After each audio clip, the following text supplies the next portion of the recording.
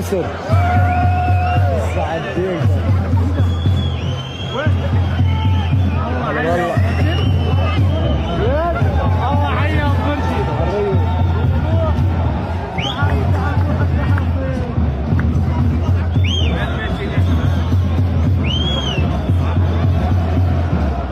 بشكل لسه مع بعض يا زلمه ليش ما بيمشوا الكل مع بعض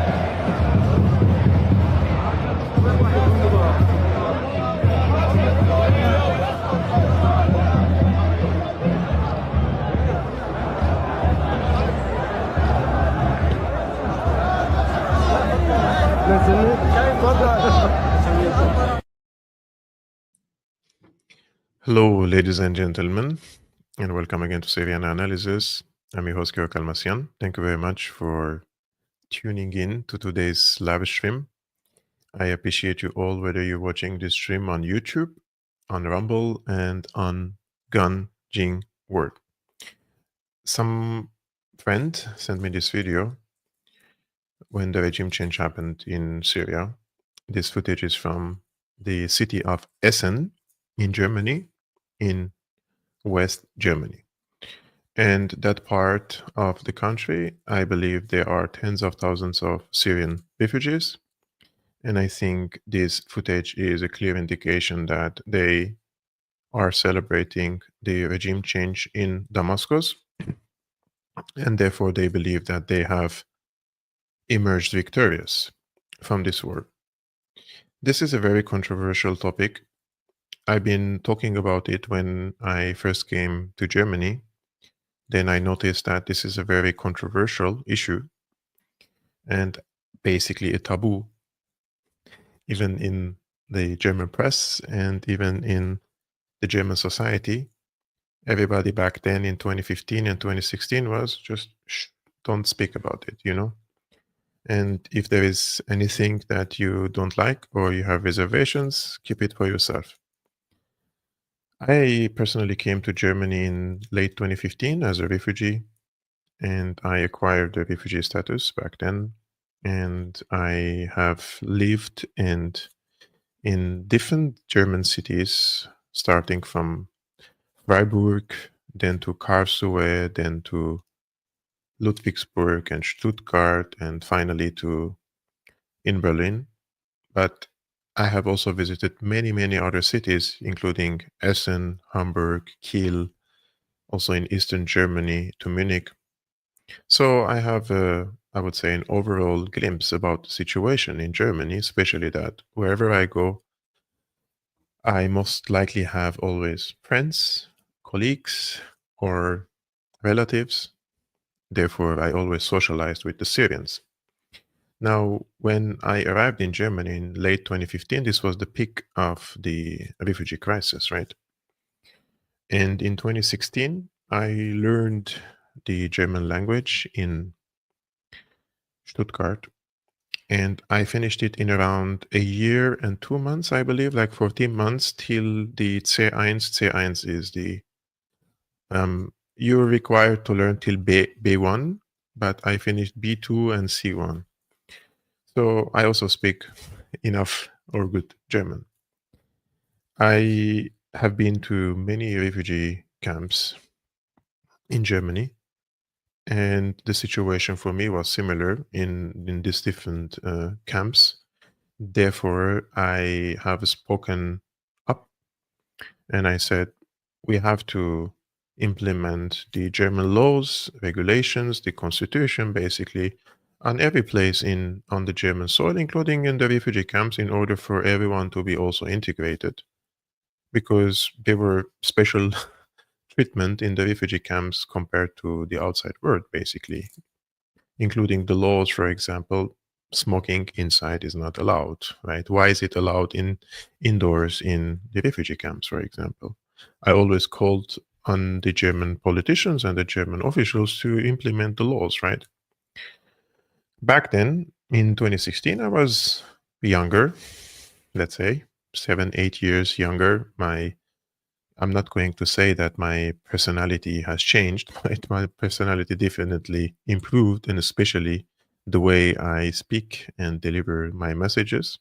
Back then, I was more, let's say, sensational or more emotional, especially that I'm coming recently from Syria and I've seen a war. And my brother was kidnapped by these terrorists. My father's shops was destroyed by the terrorists. So we also paid a big price, right?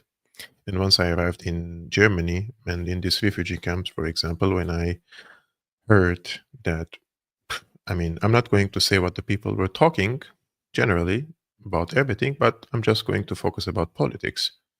And I was mind boggled that the vast majority of the people were supporters of the so-called Free Syrian Army, the al-Nusra Front, the al-sham, and the Islam's army, etc. So I was terrified by the fact that we have all these supporters, let's say, of these Islamist groups in Syria. They are now here in Germany. Myself, of course, as I said, I didn't have these same skills to speak and express myself. And back then, probably I did a mistake when I said many of them are Islamists. I was talking about the refugees, but I would say probably many of them support the Islamists. I don't think that most of them are Islamists, because the Islamist is someone who doesn't only support some regime like Jolani, but they also are part of this regime, and they are basically either carrying out the fight, whether with guns or with as a journalist, let's say, with pens and on TV outlets, etc. So I received a big backlash about that here in the German mainstream press, and they said that I'm hating against the refugees, and I was myself a refugee. How can I hate the refugees, right? I was saying that it is dangerous, basically, to think, or it's delusional to think that an Islamist would or could integrate in the German society. My perception was that since 2011, this conflict in Syria was not about democracy, human rights, that all these cliches. Yes, there were some people wanting or calling for democracy, but the people who were carrying out the fight, they were not Democrats, and they don't want to establish a democratic state. In the contrary, they wanted to establish an Islamic state. This was my major argument, and the evidence for it is now, 2024, 2025, when the regime change happened. Who do you think ruled Syria? Have the Democrats and the liberals and the progressives and the people who have shiny ideas or some philosophical thoughts, are those the ones ruling Syria? No, they're the ones who carried out the fight. And those who carried out the fight, they were 100%, they were Islamists. There was no one military unit on the opposition side which was preaching about democratic values, right? They were all preaching sectarianism and basically a one-colored state. So the evidence for it is now, it's in our hands, that this was not a democratic revolution, but rather it was a regressive, let's say, uprising or an insurgency. Accordingly, when I see that people are basically supporting the likes of Julani or Baghdadi, or before that was Zahran al-Lush, the leader of the Islam's army, I truly wonder, how is it possible for someone like this to integrate in the German society? If somebody believes in the ideals and the values of Al-Qaeda or the Muslim Brotherhood or ISIS and the rest of the different shades and of these Islamist groups in Syria, then how can this person integrate in the German society? My main argument was that these people waged an insurgency or an armed revolution against Assad, because in their mind, Assad was too progressive for them, too liberal for them. He was secular, so this was un-Islamic, right, in their minds. That's why they did the revolution. not because they wanted to do more progress in the country, right? This was my impression, this was my opinion, and now history can judge whether or not I was correct about this, because the regime change happened, and the victors are there, and the losers are there from this conflict. So everybody knows. Now, from 2015 to 2025, basically it's 10 years. We have around 1 million Syrian refugees in Germany. So what is going to be the, let's say, the future of the refugees? Let's first categorize the Syrian refugees, right? My only categorization was always political. I always said there are people who joined this regressive revolution, and there were those who rejected this regressive revolution. And in my humble opinion, the people who rejected this regressive revolution, they're the ones who can or could integrate in the German society, because they are not going to create problems here based on the conflict of the value system, right, with the West. This was just my impression. Now, I'm not saying those who joined the regressive revolution cannot integrate, because among and within this camp, you have also people who are liberals, who are agnostics, or progressives, etc. You have communists, you have socialists, nationalists, you have different people. But those people, they don't have any impact or influence on the discourse of on the political discourse in Syria. They didn't have in 2011, they didn't have in 2012, 13, 14, 15, 16, 17, 18, 19, 2020 to 2025. In all these years, there were people who were Democrats, progressives, socialists, etc., communists, who were part of this Syrian revolution, but they never had an impact and influence over the political discourse in the country and abroad. They were used as vases, as makeup, to show that it's a diverse Syrian opposition, but the people who were carrying the arms and doing the killing, they were 100% Islamists. So whoever does the fighting then decides. This is now what the HDS or Nusra leadership is saying. We fought, we won, we decide. Right? This is politics, and they're correct. But what do you want them to do? Like Jolani does the fighting and then gives the the throne to someone else? No, that's not going to happen. So even in the Syrian opposition, those who support or they were against the regime, there are people who can integrate in the German society, definitely. But you have people now who support Jolani. Those are the people that, in my opinion, they cannot. If you support Jolani, and by supporting Jolani, you support his approach, you support his policies, you support his value system. If you are supporting Jolani, I don't think you can integrate in the German society. This is just my humble opinion. I might be wrong. So I'm not hating against anyone. I'm just saying, if somebody believes in an Islamic state and the German constitution doesn't say that it's an Islamic state, it's completely the opposite of that, then there is definitely going to be a conflict, right? So today in 2025, we have thousands, tens of thousands of Syrian refugees went to the streets and celebrated the removal of Assad, or the victory of the so-called Syrian revolution. One of our friends in the last stream yesterday, on Monday, he posted a comment. He said, from years teaching German to Syrian refugees, I remained like, he had a good relationship with most of them, but he was shocked to see now all the videos they put on social media celebrating Jolani as a saint and putting all their hope in this scary regime.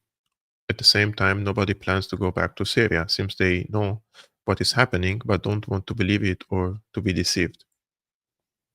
This is someone who is German, who lectured, or he was teaching German to Syrian refugees, and he's now shocked that they're celebrating Jolani and they don't want to go back to Syria. So this is the real issue here, right?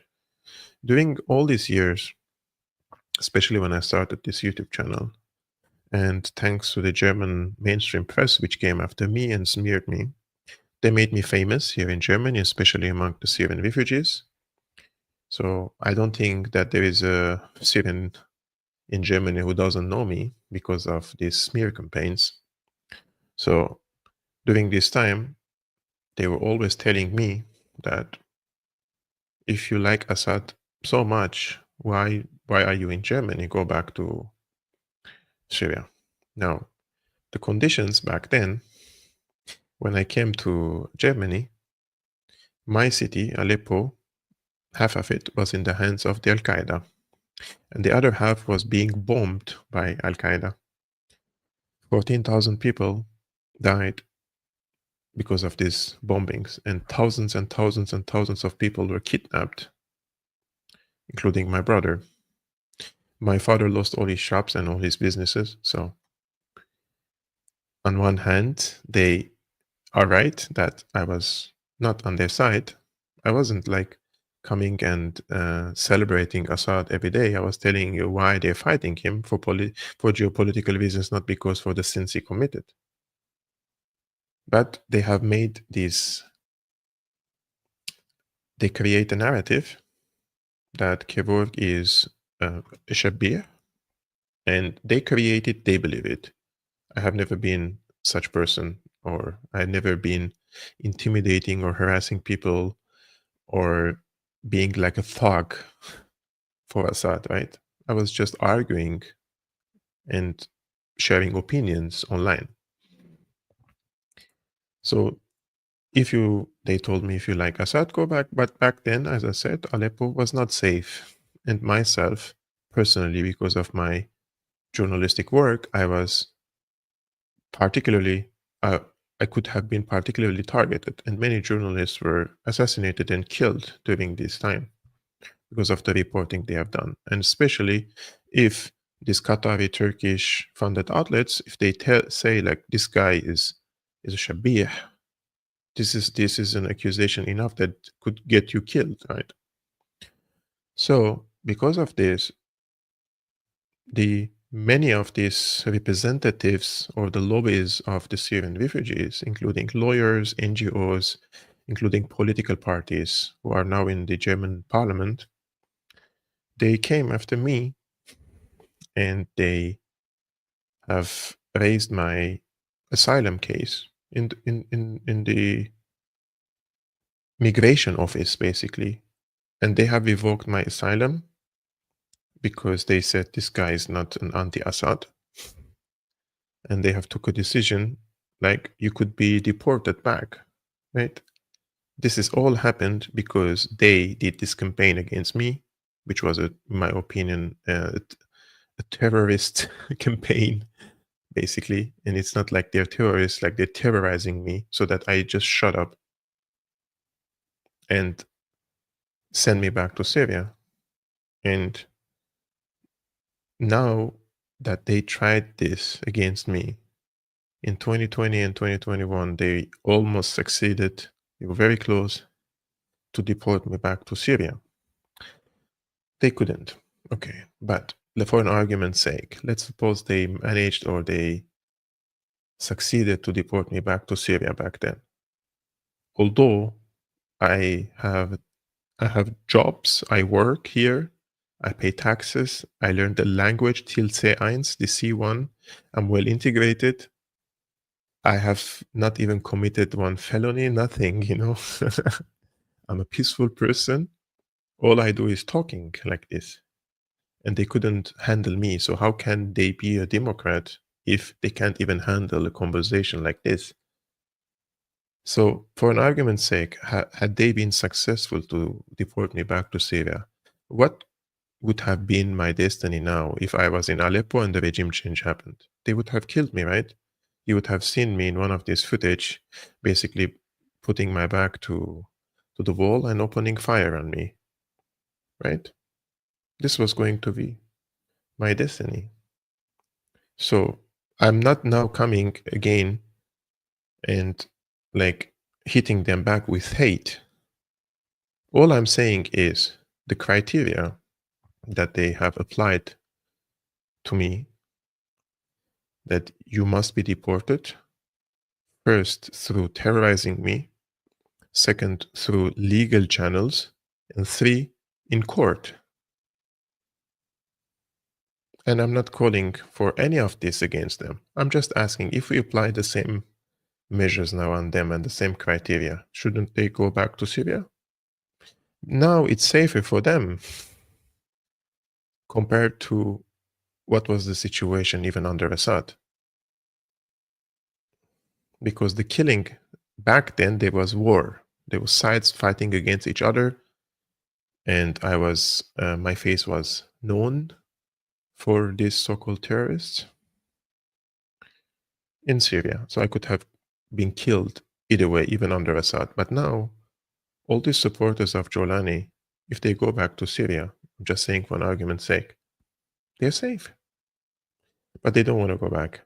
Vast majority, they don't want to go back. They want an Islamic State in Syria, but they don't want to live under an Islamic State. I think that is peak hypocrisy in this case. And they have done so many things that I have never went public with it. But they have said that I'm a spy for Assad.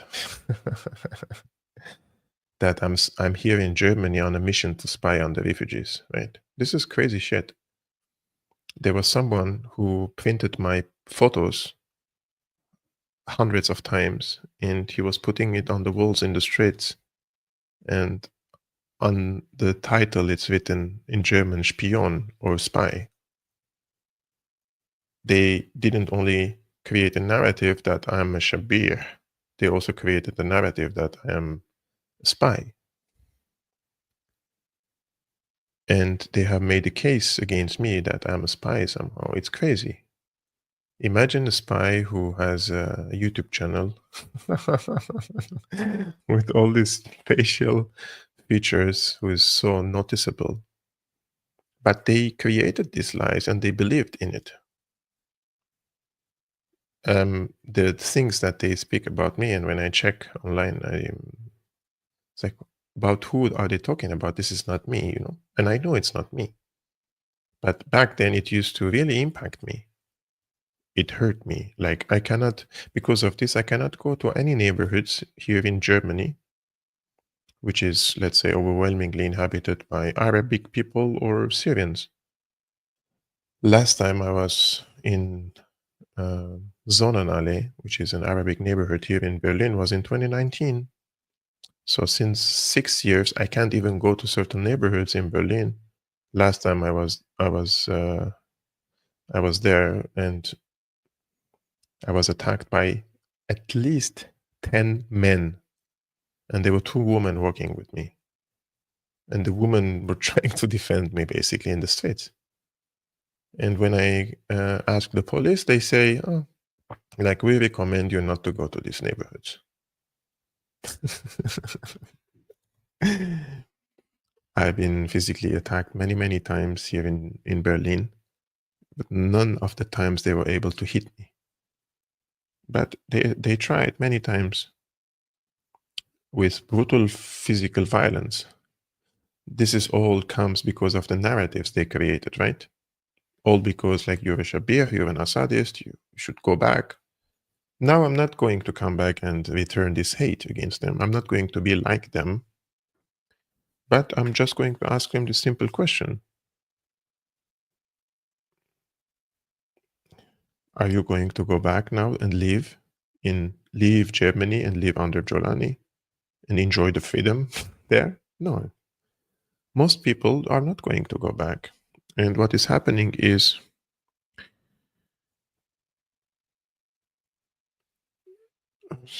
so at the same time, I always ask myself, what is the purpose to hit them back in the same way they hit you back? You don't want to become one of them, One of our friends say, Kevork, are you going to take Zionist money like Mahar Tusi? I don't know who is Mahar Tusi, and anti-immigration Middle Easterners who really just hate spreading sellouts. Well, my friend, I can assure you that I'm not going to take any Zionist money or Qatari money or any money from anyone. Thankfully, I manage a successful YouTube channel and I am self-sufficient enough to live my life, and I don't need anyone's money. And even if I needed money, I'm going to go back and work as a bartender in a wine tasting bar in Berlin instead of taking anyone's money. So I can make money with dignity. I don't need to sell myself like others. Um, so in this case, I think why Germans afraid? It's not racist. It's just send them back home. No, look, there are people who have established lives here. For example, people opened restaurants, people studied, let's say, law or medicine or whatever. People started working in Mercedes, Porsche, etc. People who integrate and learn the language and work, they have added value, as long as they're not like going and doing hate speech. And when I say hate speech, it's like Al-Qaeda speech. Yeah, many people have integrated and they're working. But you have also, I think, 40 to 45%. I think they are still jobless. I'm talking about the Syrian refugees. So the question is about these people, right? What is going to be the case? Should there be a limit? Like if somebody comes to Germany, he has to finish his language in 3 years or 5 years. I think in the future it's going to be more like they're going to select the refugees or migrants from Syria. This is what Annalena Baerbock said basically when she visited Syria the second time. And she said that our economy is based on migrants and we will always need migrants. So they will open German language schools in Syria and in different places so they can be more selective in picking refugees instead of opening the border and allowing everybody to come here. So I will go a little bit in the comments just to see if people had any, let's say, interesting comments or questions, for example. Syrians do seem to know how to celebrate and have a good time. Yeah, Syrians are very good actually in celebrations. Yeah, it is controversial, but shouldn't be, because if you're against Jewish mass migration in Palestine, you should be against mass migration in Germany unless you are biased. Well, you are making an interesting point there. Maybe all Syrians who celebrate that HTS took over can go home to Syria and try to live there. I think there should be like I'm just being now sarcastic and funny. Maybe there should be a program of live under Jolani for 3 months, like send them back 3 months and then see if they want to live under Jolani or not.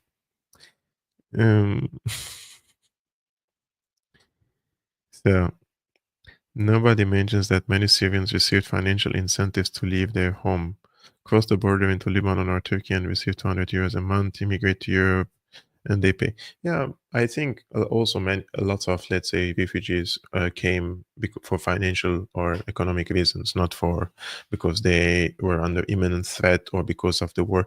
And many of them were already in Turkey, right? So they were already in a safe country. So they chose to come from Turkey to Germany because of the incentives, let's say, in Germany compared to other countries, and why they picked and chose mostly Germany and not other countries, because Germany has given them, opened the social welfare for the refugees. I think that's the also very important reason. The few Syrian refugees I met in Germany or Switzerland didn't seem at all informed about what was going on in their country, except for their immediate experience and the hope for a better life. Yeah, I think that is the case with all Syrians, even the people who opposed the revolution or they were siding with Assad. The vast majority of the Syrians, in my opinion, they were not well informed from the media or the the people responsible to deliver the information and messages to them. Like imagine in 2024, when I spoke about Timber Sycamore, Operation Timber Sycamore in Arabic on my Facebook account, there were so many people making fun of it. They thought I'm just being crazy nut job or a conspiracy theorist. Many Syrians have never heard about it. And it took someone like Jeffrey Sachs to go to this Antalya diplomatic forum to speak about Operation Timber Sycamore, and now his speech is subtitled and translated to Arabic and is spreading like hellfire in on all the WhatsApp groups and accounts. I have been trying to tell them about this for a long time, but when someone like me explains, then they don't listen. But when an American speaks, they listen. This is the problem. So the popularity of this kind of extremism would be why Zionist-funded Fox ethnic advocate right-wing parties get momentum. Good to see Kevork airing the issue. Let's see where we get with it. Well, it's a really big dilemma here in Germany, the issue of the how to deal with the refugees, and I think most of the sides are always taking very polarized opinions about the refugees and generalizations about everyone, and like one side wants to kick them all and the others say refugees are welcome, all the borders are open. I think the truth always is in the middle in such cases, but it is controversial until this moment to really give an honest opinion about it. I don't really need to explain myself to anybody. However, I'm a person whose face and name is known, and I think that my credit is my reputation. So they have tried a lot to kill this reputation. So this is always, when you see people attacking me on X, they never come after my arguments. They always come after to try to smear or kill my reputation. This is a typical Zionist approach, even by the people who claim to support Palestine, by the way.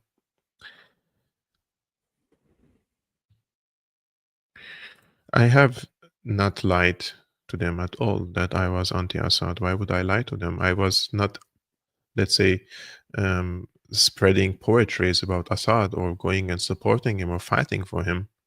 I told them I escaped from Al-Qaeda, and this is what they wrote in the application, basically.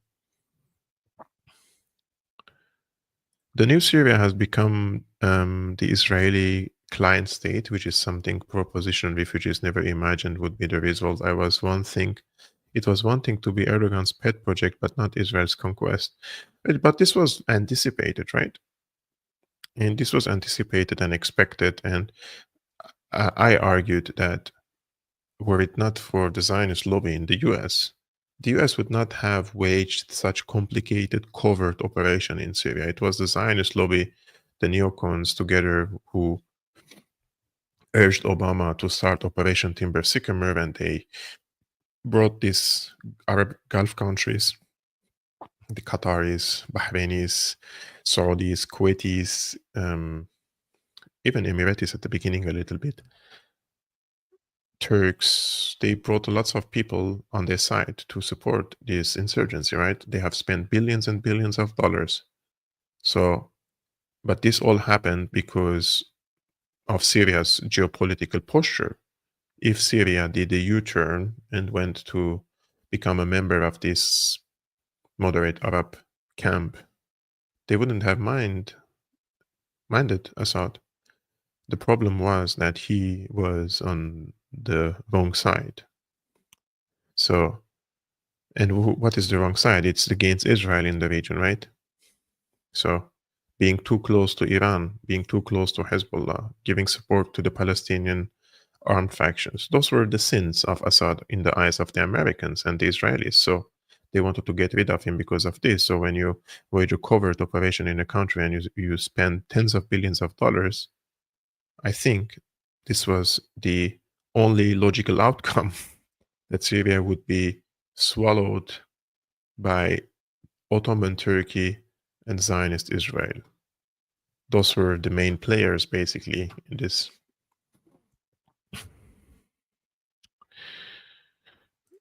It is not easy to do. Many Syrians, Muslims in the diaspora won't like it. It's normal, honestly, but yeah.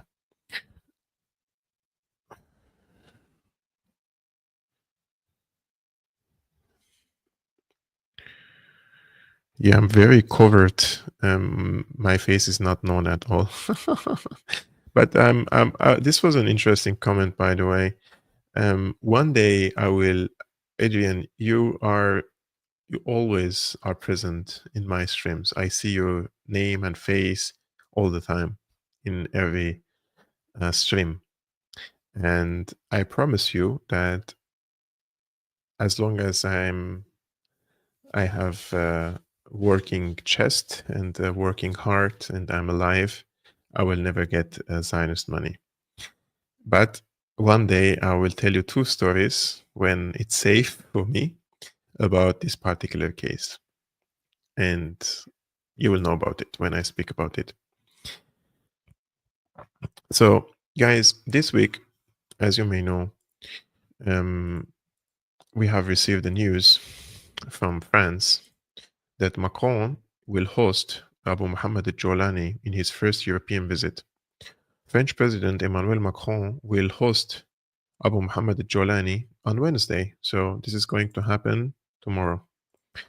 In his first European visit, Macron will reiterate France's support for the construction of a new Syria, a free, stable, sovereign Syria that respects all components of Syrian society, the presidency said. This meeting is part of France's historic commitment to the Syrian people who aspire to peace and democracy. This is what the statement says. So, I really don't know what to say, really. It's so it turned out that the European leaders, they don't really have a problem with a leader who kills. Maybe they have a problem with someone like Assad, not because he killed, but because his policy approach was not the right one. This is the only conclusion that I come. Like Jolani has committed ethnic cleansing against the Alawites in Hama and Homs, and he killed thousands of Alawites in the coastal cities. So, and also the Druze. So, if the measurement here was killing, then France shouldn't receive him, right? And today, a friend sent me this news from Syria, and she knows him personally. So Jolani's thugs murdered Ali Muna in cold blood just for fun. They went to a supermarket, basically, and they have opened fire on the supermarket just for fun. And they killed people, including this man whose name was Ali Muna. And he was either engaged like 10 days ago, or he will have had his engagement party in 10 days. This was the information that I received. So, guys, if you're in France, if you're close to Paris, I think you should go to the demonstration tomorrow. And there is a demonstration tomorrow against Jolani in Paris.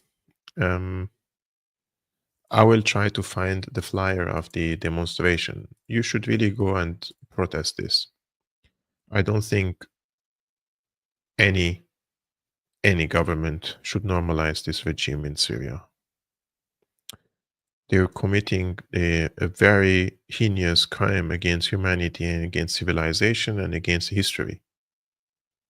Maybe that's what they want to do. But if they don't want to do that, they shouldn't normalize this regime.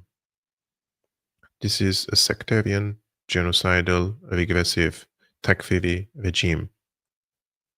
Such regimes, if they're normalized, it will have a domino effect in the region. Do they really want that? I don't know. What are they trying to do? Inspire the Arabic and Islamic youth to become like Jolani and join terrorist organizations? What are they trying to do? it's beyond absurd to I will just type this Paris in Twitter because I'm an 9. So there is a demonstration tomorrow, and I'm trying to find the flyer so that if you guys are interested, you could go. So this is it. I found it. So this is the flyer. So tomorrow there is a demonstration in Paris on Wednesday, May 7th at 2 p.m. in parallel with France's reception of Abu Muhammad al-Jawlani at the Élysée Palace. The stand, this is an opportunity to remind the people of the massacres on the Syrian coast and to prevent the French government from sweeping the blood of civilians under the rug of politics. So if you guys are there, this is the screenshot or this is the flyer. I think you should go. But the French government is not the only one who is like not only normalizing, but they are basically not naming things, the way they are. This is what the American embassy in Damascus posted. We expect all the perpetrators of recent violence to be held accountable, especially those in leadership roles or who are high profile. This will send a clear message to all Syrians that no one is above the law in the new Syria. This is by the acting US representative to the UN, Ambassador Doros Shia. And like they don't even mention basically who is committing these atrocities and is it sectarian, is it terrorist, by who, against who. Sarah Adams, I think she is a former CIA, she says they still can't bring themselves to name Jolani for what he is, just circling around it while he keeps orchestrating terrorist attacks. This is a weak statement as hell. Yeah, I agree. But it's even worse when you receive Jolani. Like what France is doing is probably a Qatari PR stunt, and Macron, like many other politicians and parties and corporations and lobbies and financial circles in Paris, they have a lot of mutual interests with Qatari money. So this could be one of these PR things orchestrated by Qatar with France. It's really so Emmanuel Macron has no problem with a self-appointed president who just committed genocide and ethnic cleansing. But this is the land of liberté, égalité, and fraternité. Yeah, so much.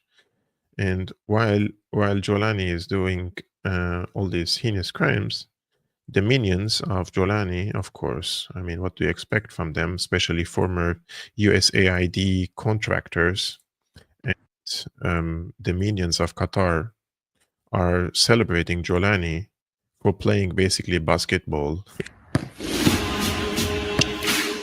So basically, as you can see, they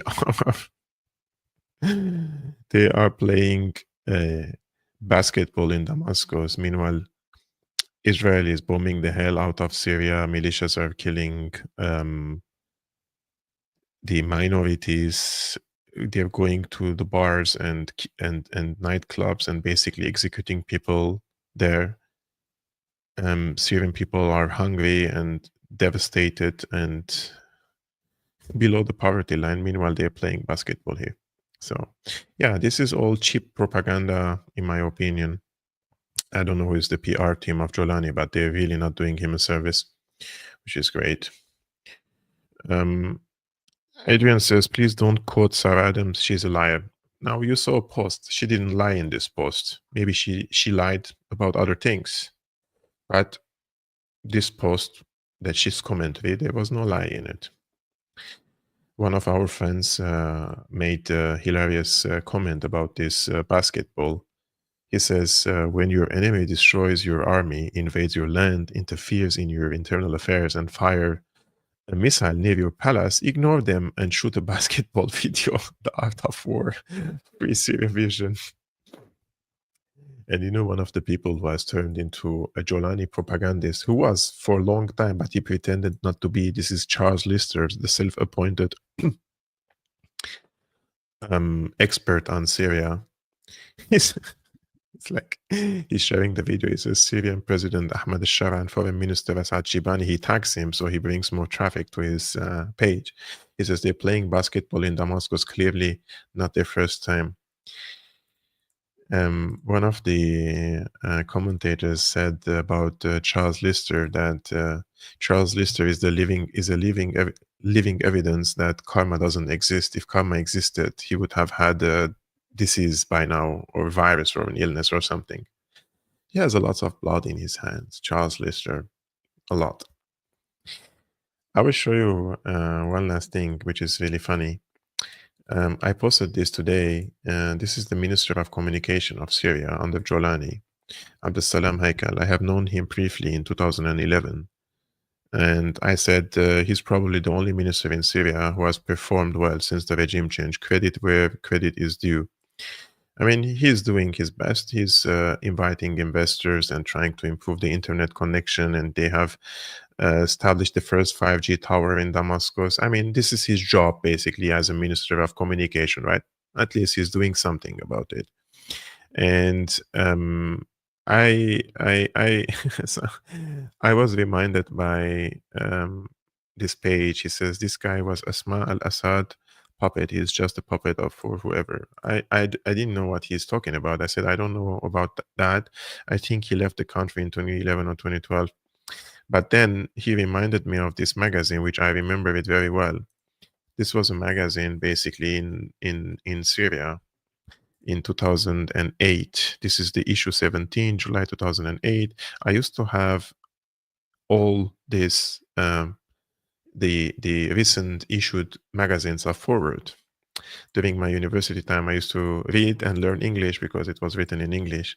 So this was magazine was called Forward and by Haikal Media. So he had this company in Damascus called Haikal Media, and he used to publish this magazine alongside Samin Bayed. Samin Bayed is a professor of history, and he was my supervisor, by the way, at the university. So this is the Forward magazine owned by Abdeslam Haikal, who is now the minister under Jolani. And this edition is edited by Samin Bayed. And this magazine was What Michelle Obama Can Learn from Asma al-Assad. Oh my God. So yeah, some people say there is this saying in Arabic, اللي بتجوز أمي بقول له عمي. Whoever marries my mother, I call him my uncle, basically. So this is a type of people which I personally do not like. I'm not someone who's like, I like to do, change my opinions and do U-turns and go from one place to another when the wind shifts and all this stuff. I hate that. Circumstances could change, but you cannot really be someone who's doing whitewashing for Asma al-Assad and then become a minister under. I'm not really attacking him here, right? I'm just criticizing. I think I have the right to criticize. I think it was better for him to wait until this so-called transitional period is over and there are elections, basically. And after that, you can come as a minister, but not now under Jolani. I think by accepting a role under the Jolani regime, you are legitimizing this regime in one way or another, 100%. Especially that Abdeslam Haikal is not an Islamist, is not a takfiri, is not, it's not a radical person. He's a Damascene upper-class bourgeois entrepreneur who had businesses in Syria, and he made this magazine, Forward magazine. And then I think he went to Emirates and he launched another magazine called Al-Iqtisadi, or The Economist, the Arabic type of economist, But accepting such a role under Jolani, I think it's a no-go zone. Like, these people, I'm not talking about Abdeslam Haikal, like so many people now who are either in the government, by the way, there are people in the Jolani government now in the ministry who vote when the regime change happened that they will investigate me and they will find an evidence that I used to get paid by Assad. So 5 months have passed. Where is this evidence? They will not find it because there was none, and there is none, and there will be none. If I used to get paid to work, like, for Assad online, for example, once he left, what happened? Like, am I getting now still money from him when he escaped, and for what? He's already now politically irrelevant, completely. So, these people who said I used to get paid by Assad or I'm working for him, although rest assured, if I showed interest in Syria that I want to work with the Assad government in any position, like political position or journalistic media position, I would have gotten that. And I had the impression that I really know a lot about this new modern digital media, which Syria lacked a lot of competence and experience. I could have become an advisor, right? If I wanted to. I didn't want to be part of a political side. And the government, or the Assad government, was so corrupted that many people who joined this government, they told me that once you're inside, like, the amount of corruption is too big that you can't really like face it. It's like a river, fast river. You can't really stop or face it or push it back. It's impossible. And many people have either resigned because of that, or they were so disappointed that they lost hope. They came with lots of ideas. Some of them came from outside, like they used to live in North America or Europe, and they left everything and they went back to Syria to serve in the Assad government, and then they was highly disappointed. So I didn't want to work for anyone. I had my YouTube channel, very happy about that. And if I became part or politicized by anyone, or let's say political money came to this project, then this work will be corrupted, and I will start saying the things that they want me to say instead of saying the things that I want to say, right? And on this channel, I want to say what I want to say. This is the main issue. And I received offers for, let's say, support for this YouTube channel. And I said, is it on the table or under the table? If it's on the table, so before the show, I'm telling you guys, this episode is sponsored by this, what do they say in English, like the fire, this company, for example. Feuerzeug auf Deutsch. Transparency. But I'm saying the things that I believe in, not the things that the sponsor. But if it's going to be under the table, there are lots of channels doing that. So this is how I want to keep. Just to also finally answer to Adrian, nobody will give me money, even if this site is friendly, to me. It's not going to happen. Let alone rauch nicht. Ja, ich rauche nicht. Ich mag kein Zigarette, mein Bruder. Anyways, I apologize that today I had to do this stream a little bit late. As I told you, I had to go to another job and I couldn't make it on time.